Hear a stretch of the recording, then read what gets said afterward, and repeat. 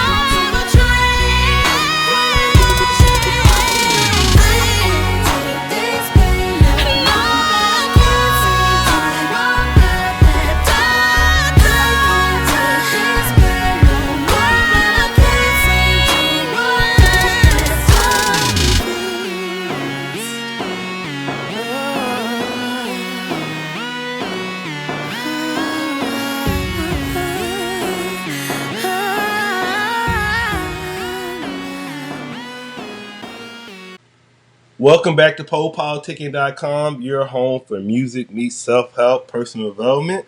Make sure you go to Spotify. You can listen to our podcast there. We're on iHeartRadio. We're on iTunes podcasts.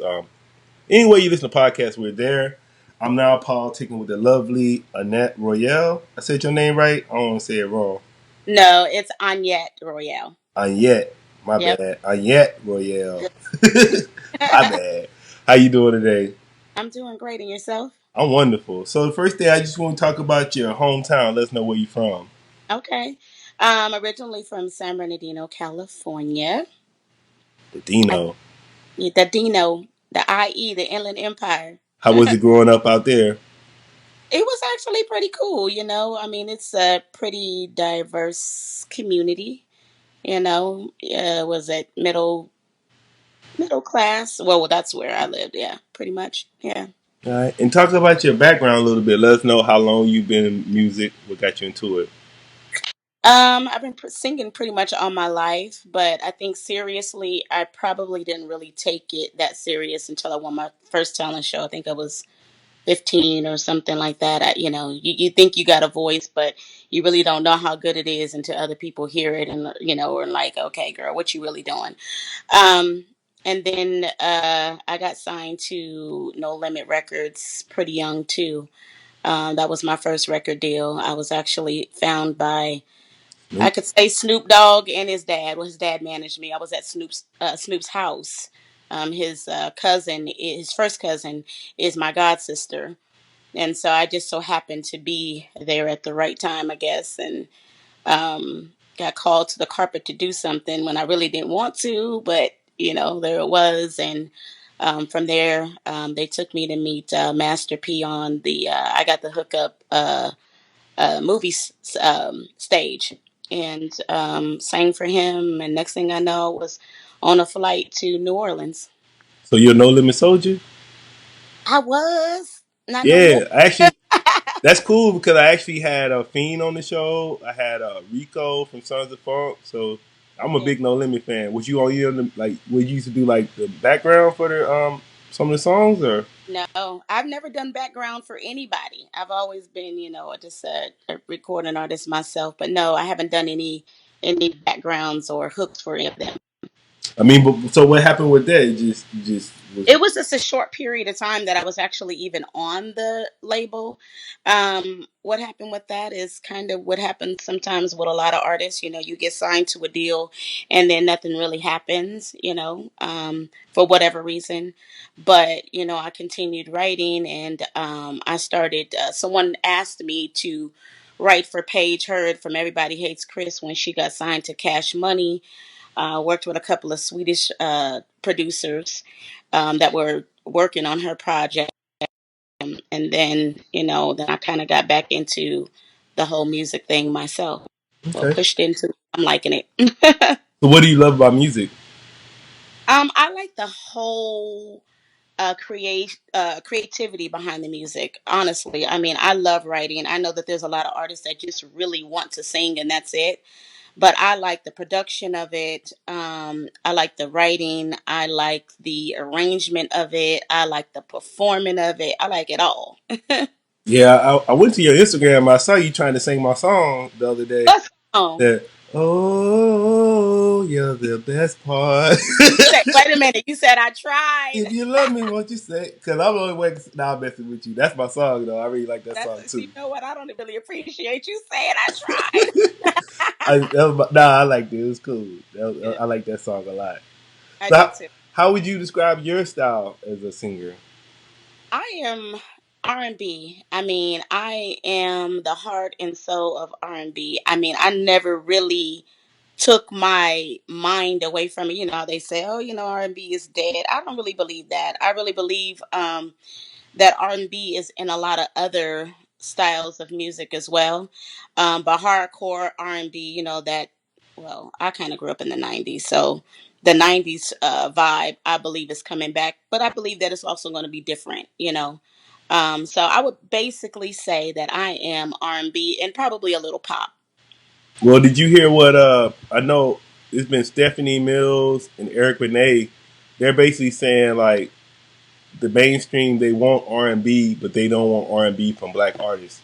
So that's what you notice. It's like Adele, Justin Timberlake, I Sam see it. Smith. I see it. I see it.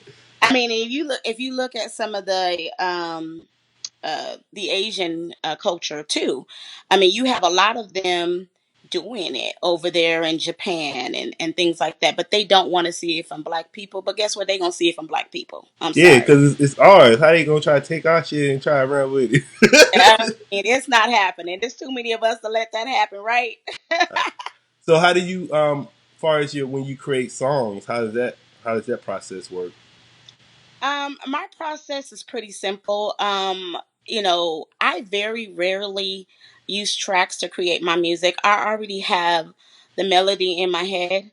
So I will write the song and then I'll go into the studio and then the producer will build a track around the melody that I've already created. Um, so that just makes it easy for me, and it makes it comfortable for me, and I'm not driven by necessarily the track. I'm more into the feel of the song and the placement of the lyrics. Okay. And you was talking about the influences. You said '90s R&B. Yeah, hugely, but listen, um Aretha Franklin, I mean, my mom and my grandmother, would play those types of songs all the time. Aretha is probably, I'm a huge fan of Oh yeah. hers. I love the Aretha's and the my mom and my grandma used to play Betty Wright and Shirley Murdoch and Tina Turner. So, I mean, growing up, I would hear them play songs that weren't really in my era, but at the same time, I mean, they're rooted in me because that's when I really felt like I wanted to sing. I felt like I wanted to be like them. And then what are your current projects you working on right now? Right now, I got a couple of things going on. I am Oh, I saw working. you had a video out. I just saw that. I got a new one that we're actually starting to shoot.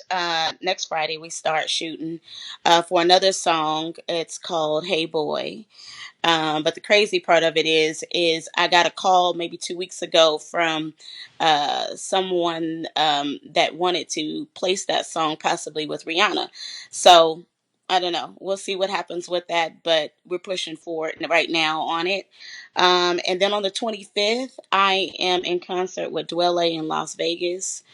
So I'm pretty excited about that. For probably the last 2.5, 3 weeks, I've no 2.5, 3 months, I've actually been speaking with a couple of producers from some shows that you guys know in relation to my music. So hopefully, I will get something out there. Oh, we about to see you on Love and Hip Hop. No, no, I don't know if I can fit. I don't think I'm a fit for that show. So, what are three things you can't live without? Music. I cannot live without music. Oh my God, I would die. Um, Family and air. We gotta breathe, right? Yeah, that good air though. That you talking about the endo, or you talking about Oh just shit. regular air? Okay. And on some real shit, shoes probably. I mean, I'm a shoe fanatic, so I gotta have that All right. too. And then, what are some of your interests? Some more of your interests outside of music?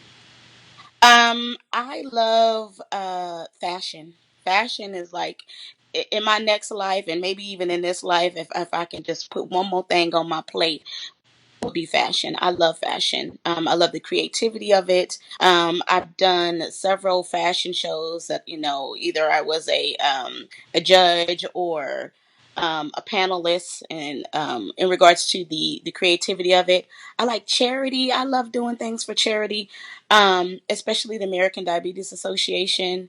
A lot of people that follow me probably don't know, but I always like to share that I'm type 1 diabetic and I have been since I was 4 years old. And so part of my inspiration is also to let children that live with that disease the same way that I did, because it's different than type 2. It's not, Yeah. a matter of, okay, you got to lose some weight or there's something blocking the production of insulin. It's just that your pancreas doesn't create any insulin at all. So, being a kid, you always got these horrible things about diabetes, and you can't do this and you can't do that. Well, I'm here to show Sugar. you can. Yeah. I'm an adult, I'm thriving. I've lived with it. I've had some struggles with it, of course, like all of us do. But at the end of the day, that is probably the biggest charity that I support, because I live with it. Who better than to represent it than myself? Yeah, I mean, say I know because I was reading Dame Dash's book. I know he has type 2. So Yeah. the difference is like, do you still gotta take like you gotta take shots and stuff, or Yeah, type 2, you don't necessarily have to take insulin. Type 1, you have to take insulin. So you have to give yourself injections every day, multiple times a day, depending on what you eat and your activity. So in essence, you kind of live in a bubble, and any and everything can affect that, from stress to other sicknesses, that you may have, like the flu. But, I've been pretty lucky, to be able to cope and live with it and live a pretty normal life, with it. it's good, it's good. Yeah. So what you I mean, you mentioned that, but what are some other things you do as far as like self help, personal development, just growth as a person? Growth as a person. Say that again. I'm sorry. Yeah, like personal development. What are some things you do? Development of myself or Hmm. other Yeah. development of myself, huh? Um, Other than singing and fashion and doing philanthropic things, development for myself is, like I said, also still giving back to my community, and being a part of whatever businesses that they have going on, whatever events that they have going on, because I think that a lot of times, when you get so busy, and some people think they so high up that, what, they can be involved in the dreams and the creativity of other people's events. um, and I'm a firm believer that I just like to support everybody. I like, it's a part of me too, because I feel like when you give to other people, they're also, receptive in getting to know you and also supporting you as well. Cool. And what do you see yourself like 3 to 5 years from now, as far as your career? My career is still on the up. Like, I don't see I don't see an end. I don't see a plateau, because even after the performance part of my career, I still see my music itself thriving, because, like I said, I am a writer, and I'm not one of those writers that's like, okay, that's my music and can't nobody sing it. No. I'm doing this for the love of music, and not just for the love of myself, but the love of music in general. So, and from 5 years from now, I see myself have had or receiving uh, a Grammy. um, Claim it. yeah. So, I mean, being an If you gonna icon, win the Grammy, you gonna give me a shout out. I'm gonna give you a shout out. I I PoPolitickin. person ain't gonna forget nobody. You know what I'm saying? Like, I I humble. That's me. So yeah, I see myself winning a Grammy, American Music Award. They don't see many of us on there, but um, that's what I see. Being recognized for what I do. But not just for my music. I also want to be recognized for all of the other things that I do as well. Like I said, the philanthropic things and charity and all of that stuff. Like, And then you was talking about you was talking about the kind of like the old school R&B, but I mean we have a lot of like the new school talent. It's mm, different, but what do you it's think about the new school? to be honest with you, there are some art, like, I love her. Yeah, that's my I favorite love, one. but you know what? I think that she still got that, that she's still R&B. She still has that feel. I like the artists that make me feel their music. I can close my eyes and I can feel what they're saying. And if I see them perform, if I couldn't hear, I could still feel it through my sight. Yeah, And I feel like she does that for yeah. me. I Yeah. just my thing with like the new people, it's like I don't know, like Whitney when she sung, you felt it like Yeah. it came from her gut. It came from somewhere else. Like where did that come from? That note right Yeah. there, or like Mariah, like what the hell? So I Yeah. don't be hearing too many new cats with that. It's They coming don't. from their soul. It's not. I mean, They be on that but, Janet Jackson like kind of whispering, singing. yeah, no, I like singers. Like I said, I was singing, at 4 years old, songs that from people that my grandma listened to, like, Aretha Franklin and stuff. Hmm. I never chose those easy songs. I always chose the big songs because those are the songs that I felt. But then who I do like a lot, and I think it's kind of the reason why it's like that now is Drake. Cause I think how Drake is switching back and forth, so then more R&B artists is doing that. But Yeah, because Drake got rap some right hits. now is where, quote unquote, they feel like it's at. So um it's kind of a go between, between hip hop and R&B. It's kind of a hybrid is what I would call it. So yeah, I think Drake really started a trend that has resonated for a lot of people that are in R&B right now. So yeah. You say you be rapping too? No, I don't. Uh, Nah, you don't want to hear me rap. what advice would you give to a new artist just starting? A new artist that's starting, there will be so many doors that will close, honey. But at the end of the day, it's really about how bad you really want this for yourself. And with those doors, the right one will open as long as you continue to go after your dream. I mean, nobody can tell you you can't do it. I mean, but yourself. The only thing that is stopping you from getting there is yourself. So, and when you quit, you got to start all over again. So, just keep going. And what would you like to say to your fans and supporters? My fans and supporters, I appreciate you guys. I have a lot of fans and supporters that have been with me from day one. Um, and I could not do this without them. I mean, my video is doing really well on social media. And it is really, truly because of all of them. I feel like I want to touch as many people as I can while I can. I mean, Beyonce, I'm sure she would love to touch all of her fans, but she can't because she got so many. So I'm touching mine because I still can at this moment because I know that there will be a day that I might not be able to touch them all except for through my songs. So And then anybody that's just now hearing about you, why should they go check your music out? they should check my music out because if you really love good music, music that you can feel, music that is timeless, music that is relatable, that's the reason why. I mean, I'm probably telling your story in one of my songs, and that's also important to me. I like real stuff. All right. So I'm gonna name some artists, and you just tell me what you think about them. Okay, Mary J. Blige, love her. Won my first talent show with sing one of her songs. Tyrese. Love him. What songs you like from Tyrese? Um, oh goodness, what's the song? Shame. That's one of my favorite songs. All right I then. mean, because it's one of those heartfelt songs. I mean, when he sang that song, I felt it. So yeah, that's probably one of my favorite songs. But I love everything Tyrese does. Earth, Wind, and Fire. Love, Earth, Wind, and Fire.